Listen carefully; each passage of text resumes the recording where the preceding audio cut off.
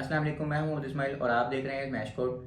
जैसा कि हमने बूटस्ट्रैप की प्लेलिस्ट शुरू की हुई है और हम कंपोनेंट्स के टैब पे हैं, तो इस लेक्चर में हम कैरोसेल पढ़ेंगे, यानी कि स्लाइडर हम कैसे बना सकते हैं बूटस्ट्रैप के साथ, क्योंकि स्लाइडर का एक बहुत इंपॉर्टेंट रोल होता है आपकी वेबसाइट के अंदर। जो वेलकम सेक्शन होता है लैंडिंग पेज का, मोस्टली वो स्लाइडर ही होता है, तो वो पढ़ेंगे। फिर उसके अंदर क्रॉस का एक हम बटन लगाते हैं रिस्पॉन्सिव के व्यू में, वो पढ़ेंगे। कोलैप्स का कंपोनेंट पढ़ेंगे। उसके अलावा हम drop down, different sort of drop down पढ़ेंगे, देखेंगे कि उसको कैसे हम यूज़ कर सकते हैं अपने कोड के अंदर।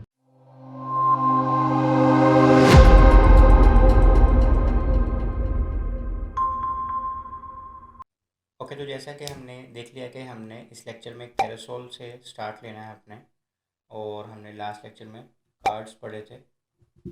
तो हम देखते हैं कि हमने कैरोसोल में क्या करना है। ठीक है, तो कैरोसोल का एक और भी वर्ड है, स्लाइडर भी हम इसको कहते हैं। ठीक है, जैसे हमारी वेबसाइट के अंदर स्लाइड्स चल रही होती है ना, ठीक है, तो उसको भी हम कैरोसोल भी कहते हैं। ठीक है, और जैसे यहाँ पे ये तो एनिमेशन है, जैसे एक चीज़ के बाद दूसरी चीज़ आ रही है, तीसरी चीज़ आ रही है ना, लेकिन इस तरह के स्लाइडर्स भी होते हैं।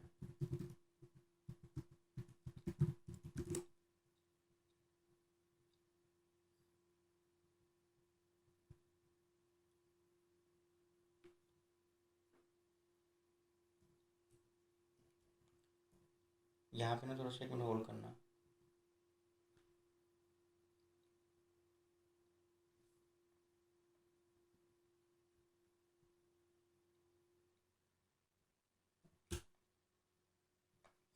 ठीक है, अच्छा, जैसे कि मैंने बताया कि स्लाइडर भी कहते हैं हम कैरासोल को।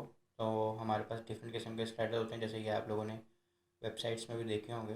ठीक है, जैसे ये स्लाइडर चल रहा है किस्म का, वीडियो स्लाइडर भी हो सकता है, इमेज स्लाइडर भी हो सकता है। ठीक है, ये भी एक स्लाइडर है। तो इस तरह डिफरेंट किस्म के स्लाइडर्स होते हैं। वो हम बूटस्ट्रैप से कैसे अचीव कर सकते हैं, वो हमने आज इस लेक्चर में ही कवर करना है। ठीक है, slide show component for cycling through elements, images और स्लाइड्स ऑफ टेक्स्ट। ठीक है, और ये कैसे काम करती है वो हम देखेंगे अब। ठीक है, जैसे अब हमारी बूटस्ट्रैप वालों ने एक कंपोनेंट ऑलरेडी बना कर दिया हुआ है। इससे क्या हो रहा है, ये देखें, ये फर्स्ट स्लाइड है, ये सेकंड स्लाइड है, और ये थर्ड स्लाइड है। ठीक है, इसमें इमेजेस भी हो सकती हैं, इसमें कुछ भी हो सकता है। ओके, हो गया। इमेजेस के ऊपर टेक्स्ट भी हो सकता है, इमेजेस सिंपल इमेजेस भी हो सकती हैं। अब इसमें क्या हो रहा है, इमेजेस भी हैं, और जैसे अब यहाँ पे ये फर्स्ट इमेज है, फिर सेकंड है, और फिर थर्ड इमेज है। ये तो सिंपल सा एक स्लाइडर उन्होंने बनाया हुआ है। अच्छा, इसी के साथ अब जैसे यहाँ पे ये इंडिकेटर्स है ना, ये नीचे भी एक इन्होंने इंडिकेटर्स बना दिए। अगर आपने एक स्लाइडर यूज़ करना है जिसमें ये नीचे भी आपको इंडिकेटर्स चाहिए, यानी इंडिकेटर्स से मुराद है जिससे आप लेफ़्ट राइट कर सकें स्लाइड्स को, तो उन्होंने उसके लिए आपको ये एक अलहदा से कोड दिया है। इसमें क्या है, कैरोसोल इंडिकेटर्स की क्लास यूज़ हो रही है। इसमें सिंपल कैरोसोल इनर की क्लास यूज़ हो रही थी। ठीक है, इसको हम यूज़ करके देखते हैं। इसमें आपने ये हमेशा याद रखना है कि जब आप ये कैरोसोल यूज़ करें तो उसमें ये जो जावास्क्रिप्ट वाला हमने लास्ट पे बॉडी के लगाया था ना, जो इंट्रोडक्शन टू बूटस्ट्रैप में मैंने बताया हुआ, आप लोगों को आई टैग में आ रहा होगा लेक्चर, तो ये लाजमी स्क्रिप्ट लगी हो। ठीक है, क्योंकि इसमें जावास्क्रिप्ट भी यूज़ होती है कैरोसोल के अंदर, तो ये हमें लाजमी चाहिए। ओके, हो गया। यानी जो कुछ क्लासेस हैं वो जावास्क्रिप्ट भी यूज़ करती हैं। अच्छा, हमें यहाँ पे स्लाइड्स में इमेजेस देनी पड़ेगी।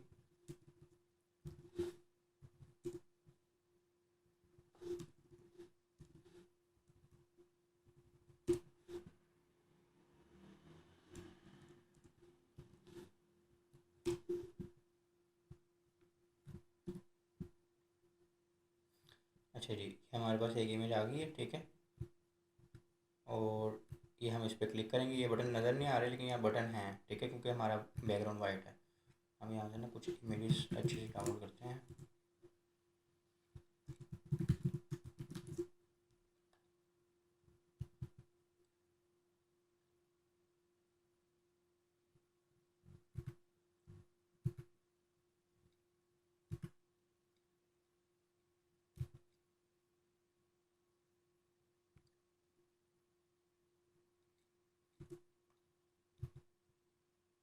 इसके अलावा हम कोई कलरफुल भी डाउनलोड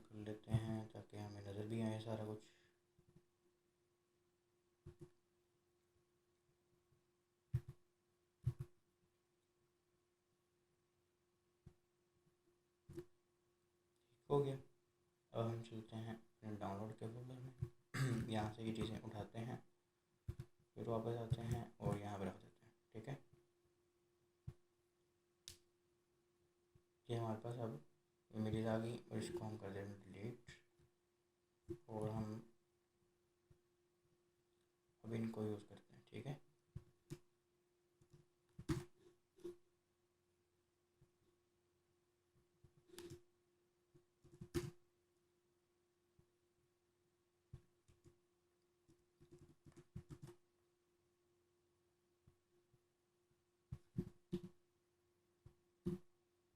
देखिए देखें, अब आपको बटन नज़र आ रहे हैं, यहाँ पे भी बटन है और यहाँ पे भी। इस पर हम क्लिक करेंगे और ये नेक्स्ट पे जा रहा है। और यही चीज़ हम नीचे वाले इंडिकेटर से भी कर सकते हैं। ठीक है, और अगर हम ये यहाँ से इनर लिख देंगे इंडिकेटर्स की जगह,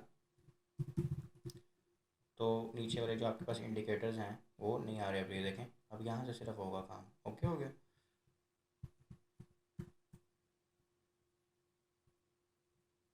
इसके बाद हमारे पास,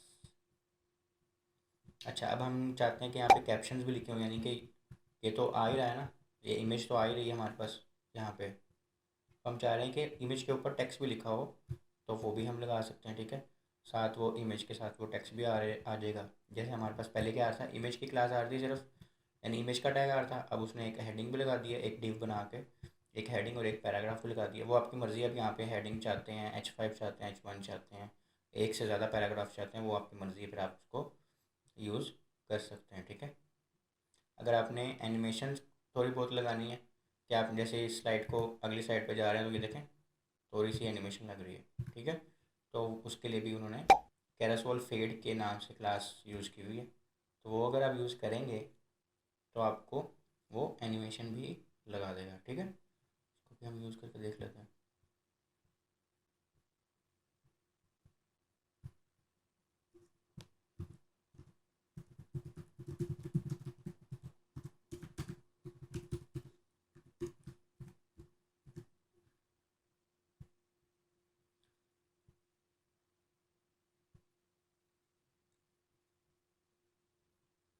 अच्छा, हम एक और काम करते हैं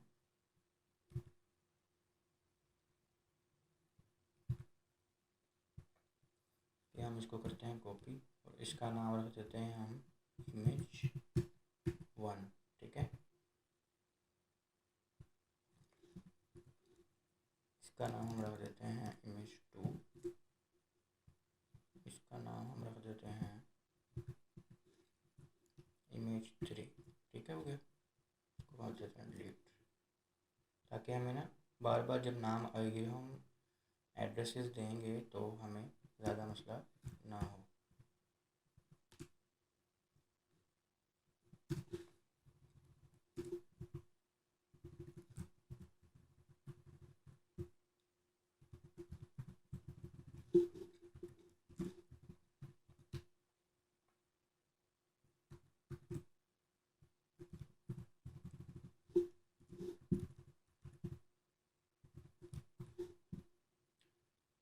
अच्छा, अब हम इसमें इमेज लगाते हैं। ठीक है,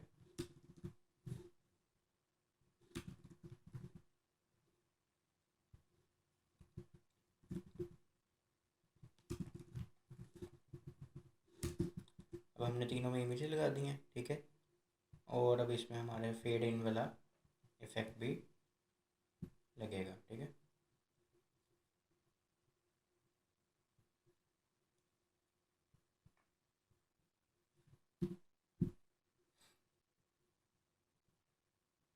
इधर हम एक हेडिंग भी देते हैं।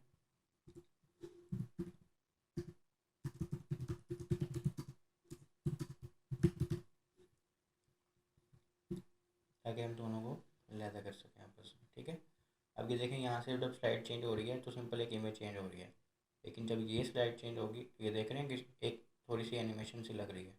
ठीक है, तो ये हमारा है फेड इन इफेक्ट।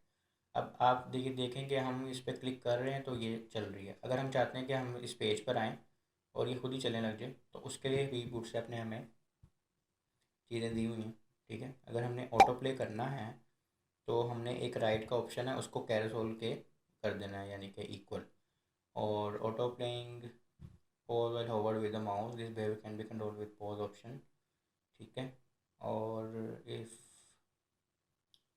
ठीक हो गया, यानी ये देखें अब इस पर हम आए हुए हैं ना, अब मैं किसी भी बटन पे क्लिक नहीं भी करूँगा तो अभी वो यानी कि स्लाइड्स जो है आपकी वो चलती रहेंगी, सही है। उसमें किया गया उन्होंने सिर्फ यहाँ पे डाटा, ये देख रहे हैं स्लाइड ऊपर से चल रही है, डाटा बी एस राइड, ये एक एट्रीब्यूट यूज़ करना है और इसको इक्वल टू रख लेना है कैरोसोल के। ओके हो गया, तो जो आपकी स्लाइड्स है ना वो चलने लग जाएंगी खुद ही ऑटोमेटिकली। अगर हम इसी के अंदर ये यूज़ कर लें,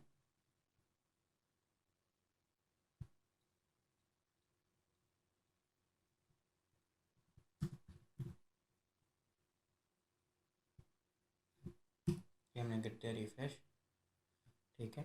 अब एक एग्जैक्ट एक कोई टाइम फ्रेम उन्होंने बनाया हुआ है, उसके हिसाब से वो ऑटो प्ले होगा। अभी आगे जाके हम देखेंगे कि हम उस टाइम फ्रेम को भी कैसे डिफ्रेंशिएट कर सकते हैं अपने हिसाब से, ठीक है। जैसे ये हम दूसरी साइड भी चले गए,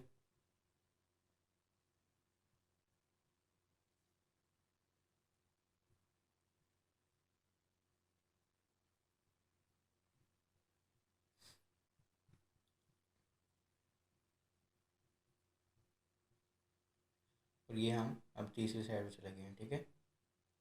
तो ये हमारी खुद ही से ऑटोमेटिकली मूव हो रही हैं हमारी स्लाइड्स।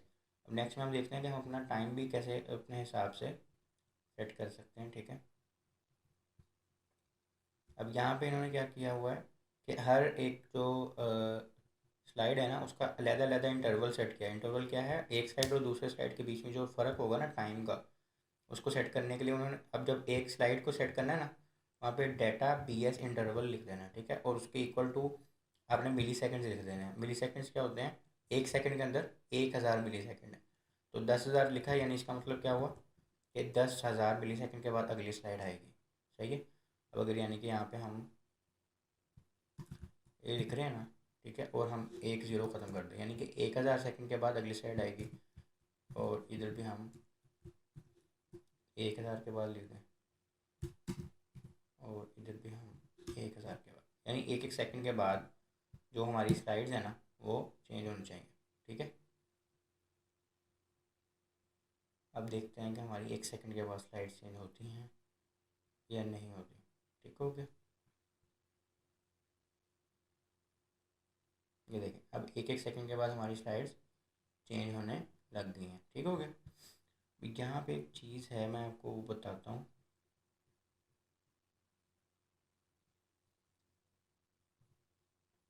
और ये जो हमने इंटरवल देना है ना वो कैरासोल आइटम की जो क्लास है ना जिसको दी हुई उसको देना जाके इंटरवल। जैसे अब आप यहाँ देखें, ये जो मैंने 1000 दिया किसको दिया, जिसको कैरासोल आइटम की क्लास दी हुई है उसको, ओके, किसी और डिव में जाकर नहीं देना। अच्छा, यहाँ पे वो एक और बात कह रहे हैं कि when the ride is true option is set to true rather the carousel, यानी कि अगर आप इसको जो हमने ये कैरासोल के ऑप्शन दी थी इसको ट्रू कर देंगे ना तो ऑटोमेटिकली नहीं चलेगा, ठीक है। Instead it will only start after the first user interaction, ठीक हो गया, यानी कि वो खुद ही स्टार्ट नहीं होगा जब तक यूज़र खुद से ना चलाए, ठीक है। तो ये चीज़ है। चलिए उसके बाद हमारे पास है, ये भी हो गया। अब हमारे पास क्या हो रहा है कि ये जो है इसके ऊपर ये भी आ रहे हैं कंपोनेंट्स ना, यानी कि इसके इंडिकेटर्स, अगर हम नहीं चाहते इंडिकेटर्स ना आए तो वो उसके लिए भी उन्होंने कोड दिया हुआ है। एक और होता है, जैसे अभी तो हम लैपटॉप पे है ना, अगर हम मोबाइल पे ये वेबसाइट यूज़ कर रहे हो तो मोबाइल से क्या होता है, हम ऐसे करके स्लाइड कर सकते हैं पूरा ना, ठीक है। अगर इसमें हो, यानी कि इसको पकड़ के हम ऐसे करके स्लाइड भी कर सकते हैं, ठीक है। तो उसमें उसमें जो है उसको अगर आपने डिसेबल करना है तो उसके लिए भी उन्होंने क्लासेस दी हुई हैं कि डिसेबल कैसे आप कर सकते हैं, ठीक है।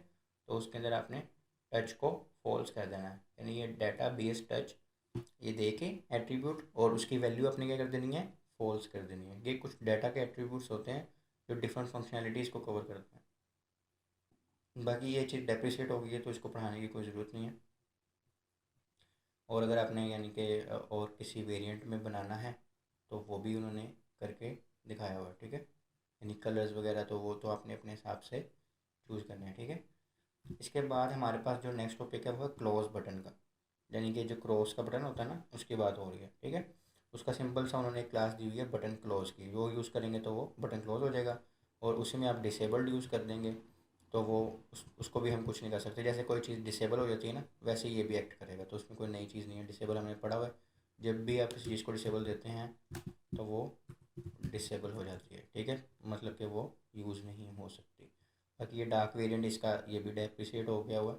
सिंपल इसमें कोई ख़ास चीज़ नहीं थी, छोटा सा टॉपिक है कि अपने अगर क्रॉस का बटन बनाना है तो आप वो कैसे बना सकते हैं, ठीक है। अच्छा, उसके बाद हमारे पास है कोलैप्स का। ये भी हमने पढ़ा हुआ टॉपिक, तो इसको भी हम ज़्यादा डीपली नहीं जाएंगे। कोलैप्स के टॉपिक में हमारे पास क्या है, हमारे पास है जी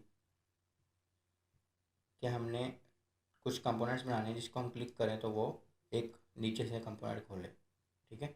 जैसे मैं इस पर क्लिक करूँ तो ये खोल दिया इसने, इस पर क्लिक करूँ तो इसने ये खोल दिया, ठीक है।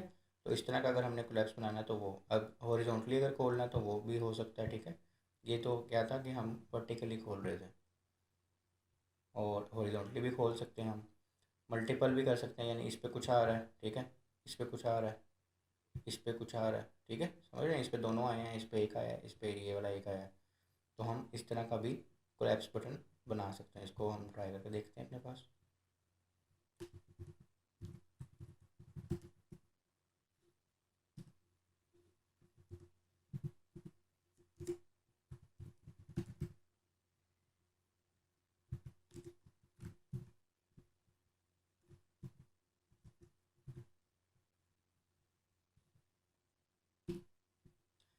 चलिए, ये हमारे पास कोलैप्स बटन आ गए हैं, इस पर हम क्लिक कर रहे हैं तो उसने नीचे से डाटा खोल दिया, इसने खोल दिया, और इसने भी खोल दिया, क्या हो गया।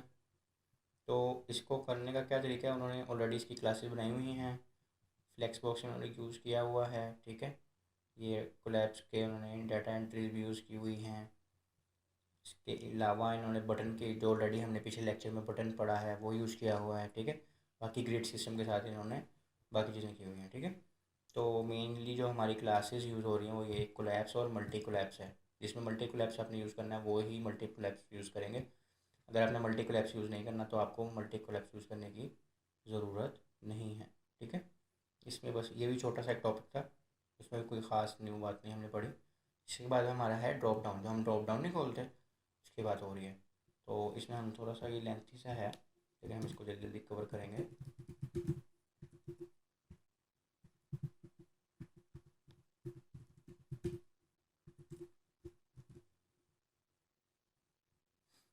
अच्छा जी, अब हमारे पास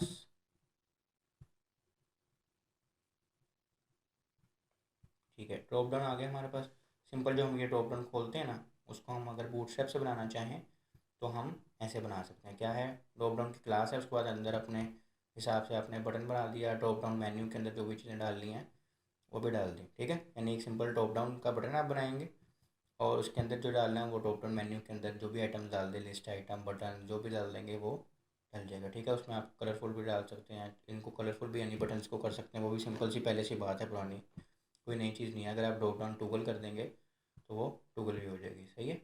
अब इसके अंदर आपने अपने हिसाब से वैल्यूज डाल देनी है। अब ये स्प्लिट बटन है, कभी कभी आप देखते हैं कि वो एक बटन अलग होता है और ड्रॉप डाउन अलग होता है। अभी देख रहे हैं ये अलग है, जैसे ये अलग है, ये अलग है, और इस पर क्लिक करेंगे तो ये आपका, इस पर अगर क्लिक करेंगे तो कुछ और होगा, इस पर ड्रॉप डाउन पे क्लिक करेंगे तो ड्रॉप डाउन खुल जाएगा। तो इस तरह का आप ड्रॉप डाउन भी बना सकते हैं। फिर इनकी साइजिंग भी आप कर सकते हैं, ठीक है, या आपने छोटा करना है या आपने बड़ा करना है, ठीक है। ये हमारे पास ड्रॉप डाउन स्प्लिट बटन वाला बन गया, ओके हो गया। इसके बाद हम साइजिंग मैंने जैसे कहा कि लार्ज और स्मॉल, वो हमारे पास मोस्टली हर किस केस में ही आ रही है। ये हमारे पास स्मॉल ड्रॉप डाउन बन गए हैं, ये हमारे पास लार्ज ड्रॉप डाउन बन गए हैं, ठीक है। ये डेप्रिशिएटेड होगी एक प्रॉपर्टीज़ डार्क ड्रॉप डाउन्स की, जिसको हमें पढ़ने की कोई खास ज़रूरत नहीं है, ठीक है। और नैव बार में भी आप इसको यूज़ कर सकते हैं, ठीक है, ड्रॉप डाउन को। उसके लिए भी उन्होंने बना दिया है कि पूरा नैव बार भी बना के दिया है, उसके अंदर ड्रॉप डाउन एक यूज़ करके दिखाया हुआ है। तो ये हमने ऑलरेडी पढ़े हुए हैं चीज़ें, हमारे पास ऊपर टॉपिक्स में नैव बार था, ठीक है। चलिए, उसके बाद हमारे पास है जी डायरेक्शंस, कि हमने डायरेक्शन कौन सी यूज़ करनी है, ठीक है। अब जैसे ये सेंटर में आ रहा है, देख रहे हैं, इस पूरे ड्रॉप डाउन के ये सेंटर में खुला है आपका जो नीचे वाली वैल्यूज़ है। तो वो अगर आपने करनी है तो आप यहाँ लिखेंगे ड्रॉप डाउन सेंटर। अगर आप कह रहे हैं ड्रॉप अप हो, यानी कि आपकी जो जो आपकी वैल्यूज़ खुल रही है ना वो अपर साइड पे खुलें, तो ड्रॉप अप यूज़ कर लेंगे। ये ड्रॉप अप की आपने क्लास यूज़ कर ली है, ठीक है। और ड्रॉप डाउन करनी है तो ड्रॉप डाउन हो जाएगी, ये जैसे सिंपल हमारा ड्रॉप डाउन होता है, ठीक हो गया। और ड्रॉप अप सेंटर आपने जैसे अप पे हो और सेंटर भी हो, यानी एक तो ना ड्रॉप डाउन पे हो लेकिन सेंटर में हो। अब ड्रॉप अप पे हो गई वो सेंटर में हो गई। दोबारा से अगर मैं आपको बता दूं, ये हमारा सिंपल एक ड्रॉप डाउन है, पर वो फुल सेंटर में रहा है, ठीक है। राइट साइड पे नहीं खुल रहा, जैसे हमारे मोस्टली जो ऊपर थे ना, ये देखेंगे राइट साइड, ये लेफ्ट साइड पे खुल रहा था, नहीं एग्जैक्टली लेफ्ट साइड से शुरू हो रहा है, लेकिन ये सेंटर से शुरू हो रहा है, सेंटर पे ख़त्म हो रहा है, यहाँ से भी उसने मार्जिन एक किस्म की छोड़ी हुई है। अब अगर आप कह रहे हैं कि अप पे खुले तो आपने ड्रॉप डाउन की क्लास की जगह आपने यूज़ करनी है ड्रॉप अप की क्लास, ठीक है। और अगर आप कह रहे हैं ये भी अप पे ही है, ठीक है। और अगर आप कह रहे हैं ड्रॉप अप ही हो, ऊपर ही खुले लेकिन हो सेंटर्ड, तो ये सेंटर्ड हो गया, ठीक है। और अगर ड्रॉप एंड पे मतलब आप कहना चाह रहे हैं, ठीक है, तो ये एंड से खुल रहा है आपके, जैसे ही बटन ख़त्म हो रहा है उसके आगे से। तो इस तरह आपकी क्लासेज यहाँ पे चेंज हो रही हैं, तो वो अपने साथ साथ क्लासेस देख लेनी। अब ड्रॉप स्टार्ट अगर आपने करना चाह रहे हैं तो वो ये देखें यहाँ से स्टार्ट हो रहा है ना आपका ड्रॉप डाउन का जो भी बटन है, ये ड्रॉप अप का, तो वो आपके लेफ़्ट साइड से शुरू हो रहा है, ठीक है। सेम ये स्प्लिट ड्रॉप अप में भी सेम ही यूज़ होगा, इसमें कोई फ़र्क नहीं होगा, ठीक है। और बाकी आप मेन्यू आइटम्स के अंदर ए का टैग भी यूज़ कर सकते हैं, बटन का टैग भी यूज़ कर सकते हैं, ठीक है। लिस्ट आइटम के अंदर आप बटन लिख दें, ए का टैग लिख दें, कोई भी यूज़ कर सकते हैं, वो आपकी मर्ज़ी है। फिर आप उसको अपने हिसाब से स्टाइलिंग भी कर सकते हैं, डिफरेंट स्टाइल दे के मार्जिन और डिफरेंट किस्म के। अगर आपके पास एक से ज़्यादा ऑप्शन है और आप चाहते हैं कि ऑलरेडी बाय डिफ़ॉल्ट एक चीज़ एक्टिव रहे, तो आपने उसको साथ ही एक्टिव की क्लास भी दे देनी है ड्रॉप डाउन आइटम के साथ, ओके हो गया। और अगर आपने इसको डिसेबल करना है तो सिंपल सी एक डिसेबल की क्लास दे देंगे तो वो डिसेबल हो जाएगी। मेन्यू की जो अलाइनमेंट्स हैं वो भी आप अपने हिसाब से चेंज कर सकते हैं, ठीक है। जैसे यहाँ लिखा हुआ है ड्रॉप डाउन मेन्यू एंड, तो वो ड्रॉप डाउन मेन्यू एंड पे आ रहा है, ठीक है। अगर आप रिस्पॉन्सिव करना चाहते हैं तो रिस्पॉन्सिव लिखा हुआ है लेफ़्ट अलाइंड, ये लेफ़्ट अलाइंड होगा लेकिन राइट अलाइंड होगा लार्ज स्क्रीन में। अब देखेंगे ये राइट अलाइंड है क्योंकि ये एक लार्ज स्क्रीन है, लेकिन अगर हम इसी स्क्रीन को छोटा कर दें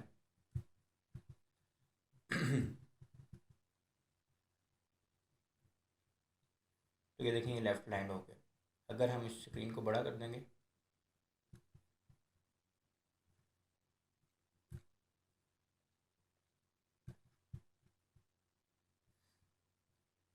अच्छा जी, हम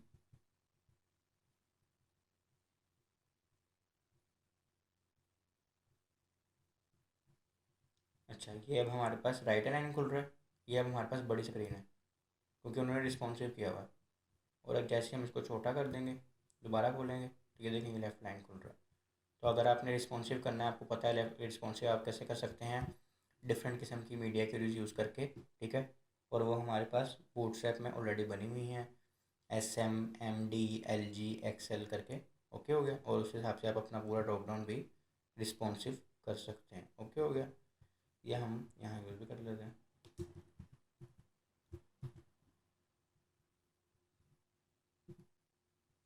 ये हमारा ड्रॉप डाउन खुल गया, ठीक है।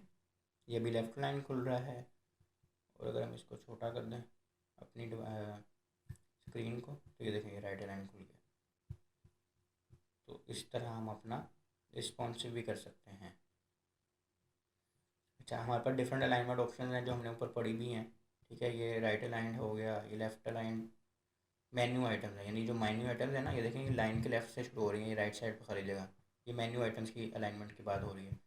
ये राइट अलाइंड है मेन्यू आइटम्स, और वही LG में यानी कि लेफ़्ट अलाइंड हो जाएंगी, ठीक है। ये क्योंकि अभी LG स्क्रीन है यानी लार्ज स्क्रीन है तो लेफ़्ट अलाइंड हुआ हुआ है। ये ड्रॉप स्टार्ट है, ये ड्रॉप एंड है, ठीक है। ये ड्रॉप अप है। तो आप डिफरेंट किस्म के उन्होंने यूज़ करके सारी बता दी आपको।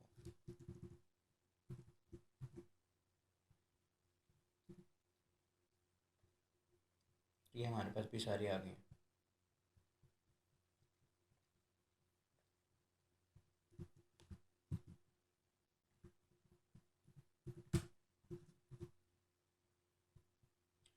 इसके बाद हमारे पास क्या रह गया है देखते हैं। मेन्यू कंटेंट के अंदर हम हेडर्स भी यूज़ कर सकते हैं, ठीक है। डिवाइडर्स भी यूज़ कर सकते हैं। डिवाइडर यूज़ करने के लिए सिंपल ड्रॉप डाउन डिवाइडर की आपने एक लिस्ट आइटम यूज़ करनी है और वो HR के अंदर यूज़ करनी है, और वो आपका ड्रॉप डाउन डिवाइडर यानी इसने खाली लाइन लगा दी है, लेकिन उस हिसाब से लगाइए कि वो ड्रॉप डाउन को डिस्टर्ब ना करे। आपका ड्रॉप डाउन के अंदर बहुत कुछ आ सकता है, सिंपल सिर्फ लिस्ट आइटम नहीं होती, बहुत कुछ आ सकता है। जैसे इन्होंने पूरा पैराग्राफ वगैरह लिखे हुए हैं, और ये सिर्फ ये ड्रॉप डाउन के अंदर ही वैल्यूज़ हैं, ये कोई बाहर की वैल्यूज़ नहीं है, ठीक है। पूरा फॉर्म बना सकते हैं हम ड्रॉप डाउन के अंदर। काफ़ी सारी वेबसाइट्स में ये होता भी है फॉर्म, ठीक है। यानी अगर मैं इसको खोलूँगा तो ये देखें, ये एक फॉर्म बन गया, उसको मैं फिल भी कर सकता हूँ। तो आप भी ये बना सकते हैं, और वो कितना सिंपल सा ही जस्ट कॉपी करना है कोड, और उस पर अपने हिसाब से आपने मोल्ड कर लेना है।